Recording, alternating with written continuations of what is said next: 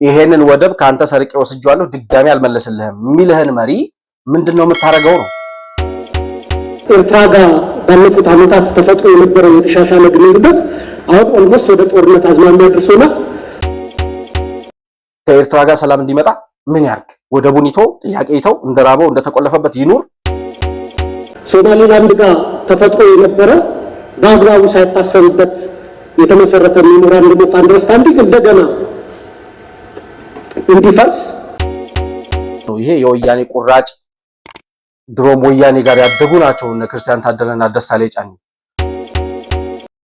እኔ እየተራብኩ እኔ እየተቸገርኩ እኔ ተቆልፎብኝ እየኖርኩ አንተ ማንንም የማይጠቀምበትን ወደብ ግመል ማጠጫ አድርገው አትኖርም ነው መልሱ።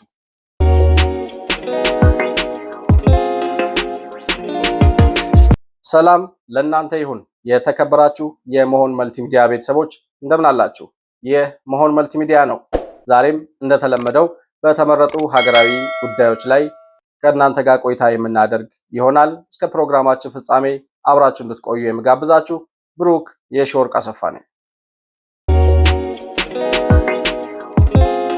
በዛሬው ፕሮግራማችን በትላንትናው ዕለት በፓርላማ ቀርቦ በህዝብ ተወካዮች ምክር ቤት ቀርቦ የስራ ክንውን ሪፖርት ያቀረበውን የውጭ ጉዳይ ሚኒስቴር ዶክተር ጌዲዮን ጢሞቴዎስ ያቀረቡትን ሪፖርት አስመልክቶ ቆይታ የምናደርግ ይሆናል። እዛም ላይ በተነሱ ጥያቄዎች ላይ ዶክተር ደሳለኝ ጫኔ በተለይ ያነሳቸውን ጥያቄዎች እያነሳን ውይይት የምናደርግ ይሆናል።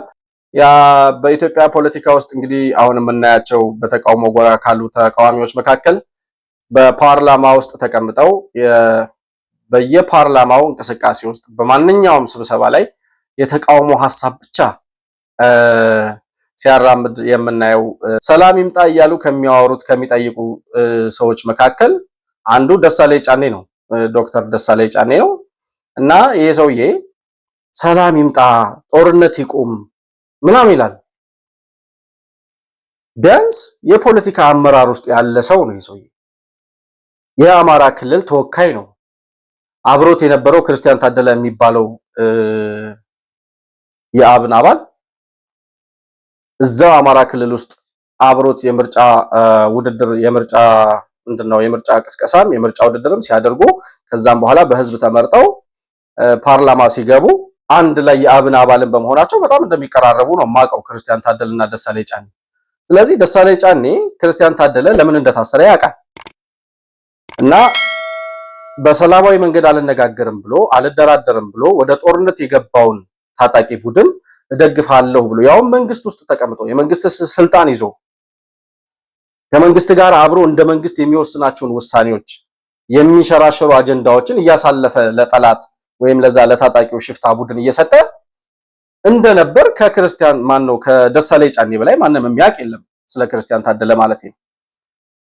እና እነዚህ ሰዎች አማራ ክልል ላይ የአማራ ክልልን ህዝብ ወክለው እንወክላለን ብለው ህዝብም ድምጽ ሰጥቷቸው ፓርላማ ገብተዋል። ዛሬ እነሱ የተመረጡበትን አካባቢ በጦርነት እያመሰ ለድርድር አልቀመጥም ብሎ ሰላም አልፈልግም ብሎ ከአቅሙ በላይ 4 ኪሎን ካልሰጣችሁኝ አልደራደርም ብሎ ህዝብን እያመሰ ያለውን ታጣቂ ቡድን አንድ ቀን ወደ ሰላምና ወደ ድርድር እንዲመጣ ጥሪ ሲያደርጉ ተሰምቶ አያውቁም።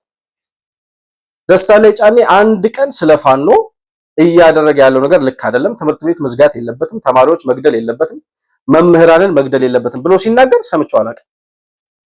ሁልጊዜ ግን ሰላም ይምጣ ይላል። ሰላም እንዳይመጣ ያደረገው ማን ነው? ይህን ጥያቄ ለደሳለኝ ጫኔ ብጠይቀው ምን እንደሚመልስ አላውቅም። መንግስት እዛው ፓርላማ ፊት ለፊቱ ራሱ በጠየቀው ጥያቄ ከዚህ በፊት ማለቴ ነው ጠቅላይ ሚኒስትሩ በተገኙበት ፓርላማ ላይ ራሱ በጠየቀው ጥያቄ እኛ ለድርድር ለሰላም ለውይይት ዝግጁ ነን፣ የሰላም እጃችን ዘርግተን እየጠበቅን ነው፣ እናንተም አነጋግራችሁ ወደ ሰላም እንዲመጡ አድርጓቸው፣ የሃይማኖት መሪዎችም ወደ ሰላም እንዲመጡ እነዛን ታጣቂዎች ወደ ሰላም እንዲመጡ የምትችሉትን ሁሉ አድርጉ፣ እኛ ለሰላም ዝግጁ ነን፣ ለድርድር ዝግጁ ነን፣ በየትኛውም ቦታ በማንኛውም ጊዜ ለመነጋገር ዝግጁ ነን ብሎ የሰላም እጁን ዘርግቶ እየጠበቀ ያለ መንግስት ሰላም አምጣ የምትለው እንዴት አድርጎ እንዲያመጣ ፈልገህ ነው? ያኛው ጫካ ገብቶ ሰባራ ክላሽ ይዞ ህዝብ እያመሰ ያለውን ታጣቂ ቡድን ለምንድን ነው ወደ ሰላም ለምን አትመጣም ብላችሁ ለመጠየቅ የፈራችሁት? ባይዘው ደሳለኝ ጫኔ ብቻ አይደለም የሃይማኖት መሪዎችም በኢትዮጵያ ኦርቶዶክስ ተዋሕዶ ቤተክርስቲያንም በፕሮቴስታንቱም በእስልምናውም ዘርፍ ያሉ የሃይማኖት መሪዎች ጥሪ ሲያደርጉ ሁልጊዜ ጦርነት ይቆም፣ ሰላም ይምጣ ይላሉ። ማን ነው ሰላም እንዳይመጣ የከለከለው? አልደራደርም 4 ኪሎን ካልሰጣችሁኝ ያለው ማን ነው? ከአቅሙ በላይ ከመከላከያ ሰራዊት ጋር ታግዬ አሸንፌ አሁን 4 ኪሎ ገባለሁ ብሎ በቅዠት በተሳሳተ መንገድ ላይ እየሄደ ህዝብ እያመሰ ሀገር እየበጠበጠ ያለው ማን ነው? በትክክል አልደራደርም ላለው አካል ጥሪ ማድረግ የተፈራበት ምክንያት ምንድነው? መንግስት እደራደራለሁ ብሏል። እደራደራለሁ ካለ አንተ ወደ ሰላም የማትመጣበት ምክንያት ምንድነው? ለምንድነው መጣችሁ በትክክለኛው መንገድ ሐሳባችን ይሄ ነው ይሄ እንዲደረግልን እንፈልጋለን ብላችሁ ተገቢ የሆነ ለድርድር የሚመች ሰላም ለማምጣት የሚመች ጥያቄ ጠይቃችሁ ለምን ወደ ሰላም አትመጡም ብሎ እነዛን ሽፍቶች መጠየቅ ያልተፈለገበት ምክንያት ምንድነው? የሃይማኖት ተቋማት እኮ ማውገዝም አለባቸው። እንደዚህ አይነት ነገር ጥሪ ማድረግ ብቻ ሳይሆን ሁልጊዜ ጥሪ እንሰማለን። በተለይ በኢትዮጵያ ኦርቶዶክስ ተዋሕዶ ቤተክርስቲያን በኩል ሁሌ ጥሪ ይደረጋል ወደ ሰላም እንዲመጡ በሁለቱም ጎራ ያሉት አካላት ወደ ሰላም እንዲመጡ ምናምን ይባላል። በሁለቱም ጎራ ካሉት ውስጥ አንዱ እደራደራለሁ ብሏል። አቅም ያለው የመደምሰስ አቅም ያለው የማጥፋት አቅም ያለው መንግስት እደራደራለሁኝ ብሏል። አልደራደርም ያለው ሰባራ ክላሽ ይዞ በዘረኝነት ትርክት አዘቅት ውስጥ ተቀምጦ ያለ አቅሙ 4 ኪሎን ካልሰጣችሁኝ አልደራደርም ያለው አማራ ክልል ውስጥ በሸለቆና በጉድጓድ ውስጥ ተቀምጦ ያለው ዘረኛ ቡድን ነው። በትክክል ለዛ ሰው ለነዛ ታጣቂዎች ወይም ለአመራሮቹ ጥሪ ማስተላለፍ ያልተፈለገበት ወይም የተፈራበት ምክንያት ምንድነው? ሰላም ይምጣ ስለተባለ ሰላም ሊመጣ አይችልም። ሰላም ከሁለቱም ወገን የሚፈለግ ወይም ደግሞ የሚሰራ ስራ ነው። ሰላም ለማምጣት በሁለቱም ወገን ያሉት የተጋጩት ወይም ግጭት ውስጥ የገቡት አካላት ፍቃደኛ ሆነው ወደ ሰላም ለመምጣት ዝግጁ መሆን አለባቸው። አንደኛው አልደራደርም እያለ ሁልጊዜ አንተ በገባህ ቁጥር መንግስትን ወደ ሰላምና ብትለው ምን ማለት ነው? ወደ ሰላምና 4 ኪሎን ስጡኝ ነው እያለ ያለው ያኛው ታጣቂ። ስለዚህ መንግስት 4 ኪሎን ይስጥና ሰላም ይፍጠር። ይሄን የፈለጋችሁት? የሚሆን ጥያቄና የማይሆን ጥያቄ እኮ አለ። ሊመለስ የሚችል ላይመለስ የሚችል ወይም መነሳት የሌለበት ከነጭራሹ ጥያቄ አለ። ያንን ነገር መርምሮ ሳያይ እኔ አሁን ደሳለኝ ጫኔ እኔ ሳቀው ፖለቲከኛ ነው፣ በዛ ላይ ዶክተር ነኝ ይላል። ማለት ዶክተር ነው አይ ቲንክ እና ይሄን ያክል የትምህርትም የልምድም አቅም ያለው ሰው እንደው ለማውራት ያክል ካልሆነ በስተቀር ችግሩ የት ላይ እንዳለ ጠፍቶት ነው ብዬ አላስብም። እና የሆነ እቃ ሲጠፋ እቃው የጠፋበት ቦታ ላይ ነው የምትፈልገው እንጂ እቃውን የጣልክበት ቦታ ላይ መብራት ስለሌለ ሌላ ቦታ መብራት ያለበት ቦታ ላይ የጣልከውን እቃ ሄጄ ልፈልገው ብትል አይሆንም። እንደዛ ነው እነ ደሳለኝ ጫኔ እያደረጉ ያሉት። ሰላም የጠፋው አማራ ክልል ነው። ሰላም የሌለው በነዛ በሽፍቶች በጎጃም፣ በጎንደር፣ በወሎ፣ በሸዋ ምናምን ታጥቀን 4 ኪሎን እንይዛለን የአባቶቻችን ርስት እናስመልሳለን የሚሉ ቅዠታሞች ናቸው ሰላም እየነሱን ያሉት። ስለዚህ እነሱን ሳትናገር ሰላም እፈልጋለሁ፣ ድርድር እፈልጋለሁ፣ በማንኛውም ሰዓት የትኛውም ቦታ ላይ ይደራደራል ያለውን መንግስት እየመጣ ሰላም ፍጠር ብትለው ሊሆን አይችልም። የጠፋባችሁን እቃ የምትፈልጉት ሌላ ቦታ ሄዳችሁ ነው፣ መብራት አለ ብላችሁ የምታስቡት ቦታ ላይ። እዛ ጨለማ ውስጥ ሄዱና እነዛን ሰዎች ወደ ሰላም እንዲመጡ ንገሩ። እናንተም የተመረጣችሁበት አካባቢ ያሉ ታጣቂዎች ናቸው በብዛት ክርስቲያን ታደለና ደሳለኝ ጫኔ ማለት ነው። ስለዚህ እነዛን ሰዎች በትክክል ነግሮ በትክክለኛው መንገድ ወደ ሰላም እንዲመጡ ማድረግ ተገቢ ነው እንጂ ዝም ብሎ ፓርላማ ላይ የሚረባም የማይረባም ጥያቄ ስላነሳ ለዩቲዩብ ገበያ ለሸቀላ ለሚመቻቸው ሰዎች ምናልባት ዜና የሚሆን የሚመስልህ ያው ዜና ለይቶ ማወቅ በራሱ አሁን ዛሬ አስቸጋሪ ስለሆነ ዝም ብሎ የተወራውን ሁሉ ዜና ብለው የሚያቀርቡ ሚዲያዎች ስላሉ ለነሱ ግብአት ሊሆን ይችላል እንጂ ሌላ ጠብ በሚል ለውጥ ልታመጣ አትችልም። በዚህ አይነት አካሄድ እድሜ ዘመን ሰው እንዴት እየተቃወመ ይኖራል? እና ሌላኛው የሚያነሳው ጥያቄ የወደብ ጥያቄ ነው። የወደብ ጥያቄ ይላል ከጎረቤቶቻችን ጋር ያለን በሶማሌላንድ እና በሶማሌ በኩል እንዲሁም ከኤርትራ ጋር ያለን ግንኙነት ሰላማዊ መሆን አለበት፣ በዲፕሎማሲ ፌል አድርገናል ይላል። እስኪ ስለ ኢትዮጵያና ስለ ኤርትራ እንዲሁም ስለ ሶማሌላንድ የሚያወራው አንድ ቪዲዮ አለ። ትላንትና የውጭ ጉዳይ ሚኒስቴር ለተወካዮች ምክር ቤት ቀርቦ ሪፖርት ሲያደርግ እዛ ላይ ያነሳው ጥያቄ ነው። ይሄው ከተቃውሞ የማይወጣው ደሳለኝ ጫኔ የሚባለው ፖለቲከኛ ማለት ነው። ስሙትና ተመልሼ እመጣለሁ። እንደሚታወቀው በብልጽግና ዘመን የሀገራችን የውጭ ጉዳይ ፖሊሲ ወሳኝ ድክመቶች የታዩበት ነው ብሎ ማንሳት ይቻላል። ቀላል ምሳሌ ለማንሳት ኤርትራ ጋር ባለፉት ዓመታት ተፈጥሮ የነበረው የተሻሻለ ግንኙነት አሁን ኦልሞስት ወደ ጦርነት አዝማሚያ ደርሶናል። ሶማሌላንድ ጋር ተፈጥሮ የነበረ በአግባቡ ሳይታሰብበት የተመሰረተ ሜሞራንደም ኦፍ አንደርስታንዲንግ እንደገና እንዲፈርስ ያ ሜሞራንደም ኦፍ አንደርስታንዲንግ ከሶማሊያ ጋር ደግሞ ከቶም የነበረው ቅራኔ የሚታወቅ ነው። የኤርትራና የኢትዮጵያ ጉዳይ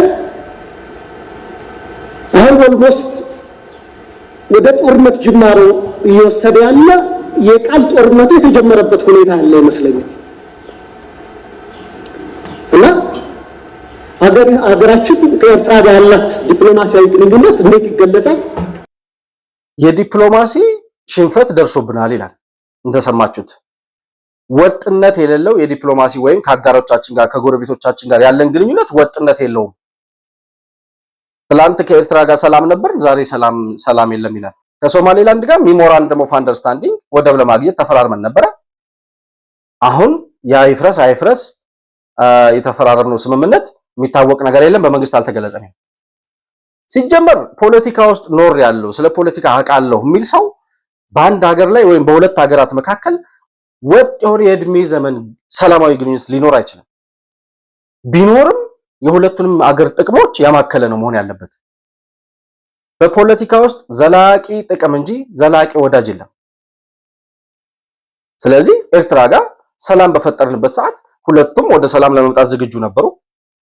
ከዛ በኋላ የወደብ ጥያቄ ስናነሳ ኢሳያስ አፈወርቂ የሚባል የወያኔ ቁራጭ ያንን ከኢትዮጵያ ዘርፎ የወሰደውን ወደብ መመለስ ስለማይፈልግ ኢትዮጵያ እንድታድግ እንድትለወጥ ስለማይፈልግ አልመልስም አለ፣ አልሰጥም አለ።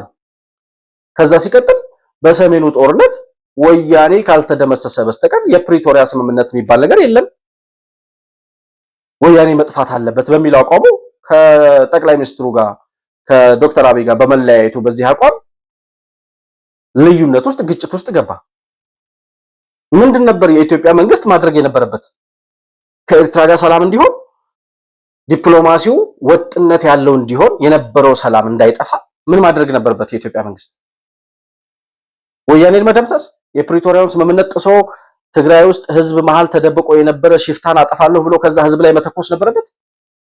ያ ስለሆነ ነው። ያ ሳይሆን ማለት ወያኔን ለማጥፋት 45 ኪሎ ሜትር ላይ ከመቀሌ በ45 ኪሎ ሜትር ዙሪያ አፍኖ ከያዛቸው ካስቀመጣቸው በኋላ መቀሌ ላለመግባት ወስኖ ነው ወደ ፕሪቶሪያ ሄደው። ያ የሚሆነው ህዝብ መሃል አንተኩስም፣ የትግራይ ህዝብ ህዝባችን ነው በሚል መርህ ነው። ኢሳያስ አፈወርቂ ደግሞ ወያኔ ካልጠፋ በስተቀር ድርድር የሚባል ነገር መቀመጥ የለባችሁም ነው ለነ ዶክተር አብይ ያቀርብ የነበረው ጥያቄ። ስለዚህ የፕሪቶሪያውን ስምምነት ጥሎ ትቶ ከዛ የጠፋው ይጥፋ የሞተው ይሙት የወደመው ይውደም ብሎ ህዝብ ላይ የተኮሰ ወያኔን ለማጥፋት መሄድ ነበረበት ማለት ነው። እንደ ክርስቲያን ታደለ ማን ነው እንደ ደሳለኝ ጫኔ አቋም ማለት ነው።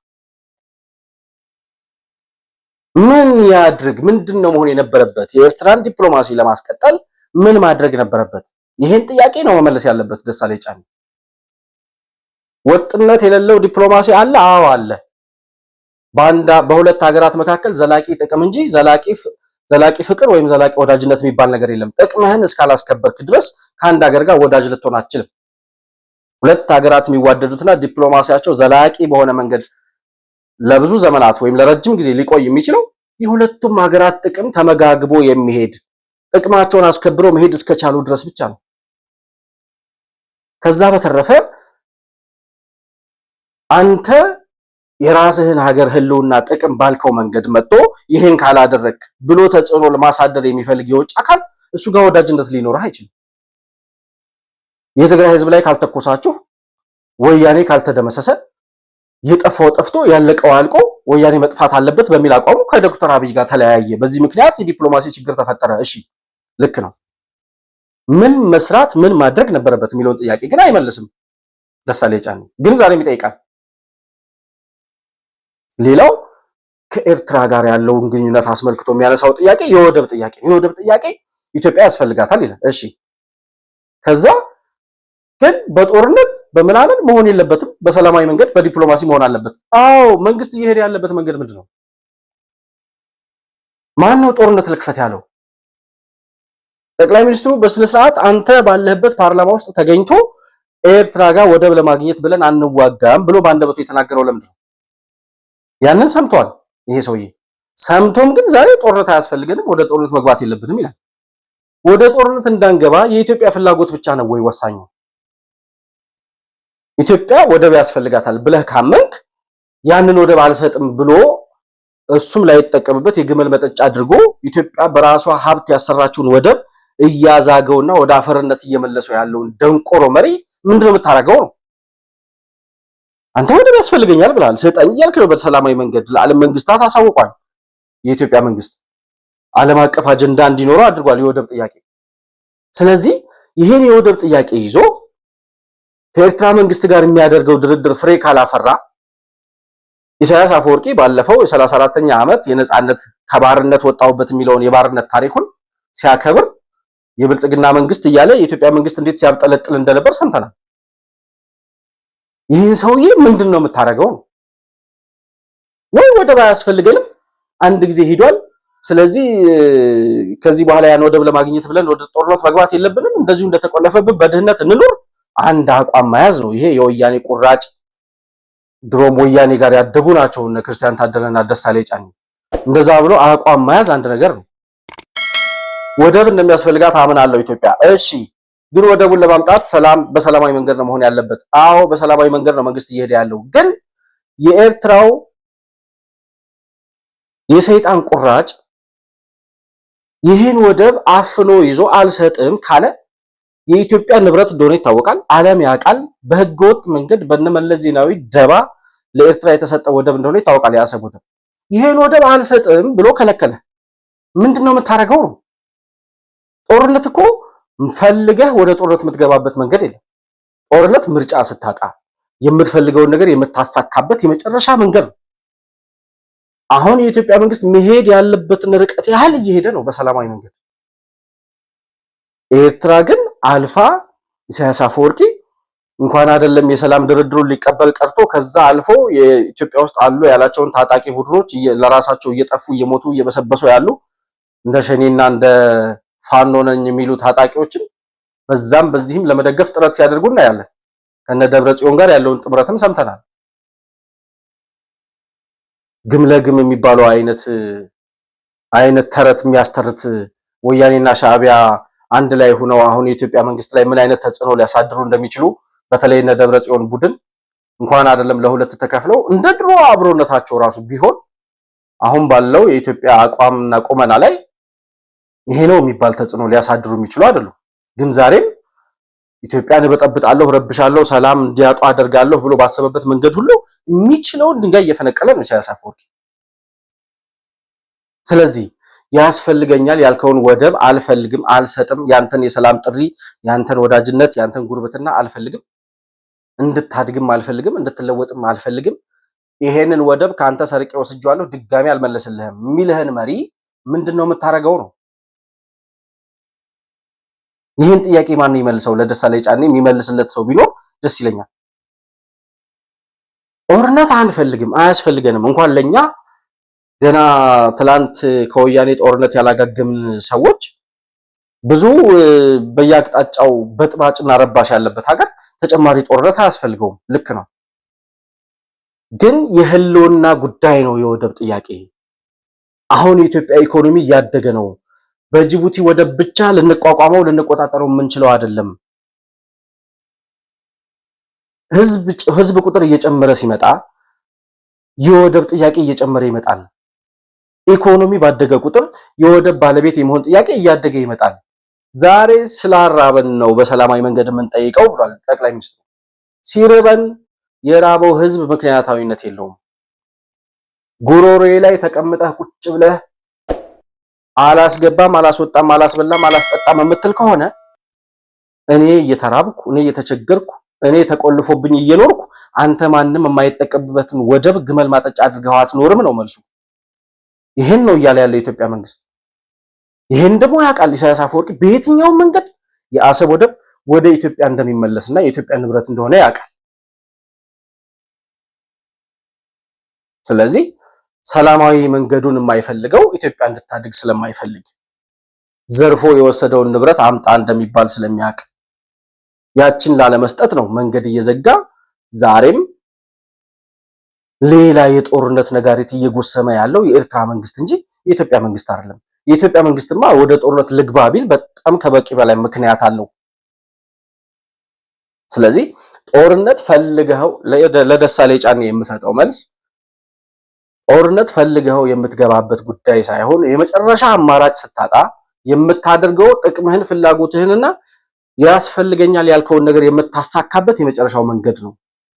የመጨረሻው መንገድ ላይ ከደረስን ኢሳያስ አፈወርቂ ይሄን ወደብ አልሰጥም ብሎ መጨረሻው ላይ ከቆመ ምንድነው የምናደርገው? በጦርነት ያ ወደብ ወደ ኢትዮጵያ እንዲመለስ ይደረጋል። ከሶማሌላንድ ጋር የተፈራረምነው ስምምነት ፈርሷል። የአንካራው ስምምነት ከሶማሌ ጋር የተፈራረምነው ፈርሷል። ምናምን ይፍረስ። ከሶማሌላንድ ጋር ሲጀመር የተፈራረምነው ኤርትራን ጠይቀን ኢሳያስ እምቢ ሲል ሶማሌን ጠይቀን እሷም እምቢ ስትል ከዛ እንደ ማስደንገጫ የተጠቀመበት ዶክተር አብይ በቃ ለሶማሌላንድ የሀገርነት እውቅና ሰጣታለሁ እሷ ወደብ ትሰጠኛለች ሲል እነ ሶማሌላንድ እነ ጅቡቲ ማነው ሶማሌ እነ ሼክ ማነው የሚባለው የሶማሌው መሪ እነ ኢሳያስ አፈወርቂ ከግብጽ ጋር ምን አይነት መሻረክ ሲሻረኩ እንደነበር አይተናል። ምን አይነት ጫጫታና ትርምስ እንደነበር አይተናል። እነ ኢሳያስ አፈወርቂ ከሶማሌላንድ ወደብ ልናገኝ ነው፣ ኢትዮጵያ በሶማሌላንድ በኩል ወደብ ልታገኝ ነው ሲባል ምን ያክል ደንግጠው እንደነበር ተመልክተናል። ለዛም ነው ሶማሌ ደንግጣ ሄዳ አንካራ ሄዳ ስምምነት ተፈራርማ የመጣችው። ዛሬ የኢትዮጵያ መንግስት የወደብ ጥያቄ የኢትዮጵያ ሕዝብ የወደብ ጥያቄ ሆኗል። የመንግስት ጥያቄ ብቻ አይደለም። ስለዚህ በዛም ሆነ በዚህ በሰላማዊ መንገድ የሰላም አማራጭ እስከሚሟጠጥ ድረስ የኢትዮጵያ መንግስትም ዶክተር አብይም በግሉ የሰላም አማራጮችን ጥንቅቅ አድርጎ እንደሚጠቀም አምናለሁ። በእነዚህ የሰላም አማራጮች ግን ኢሳያስ አምኖ ወደባችንን ይመልሳል ብዬ አላስብም።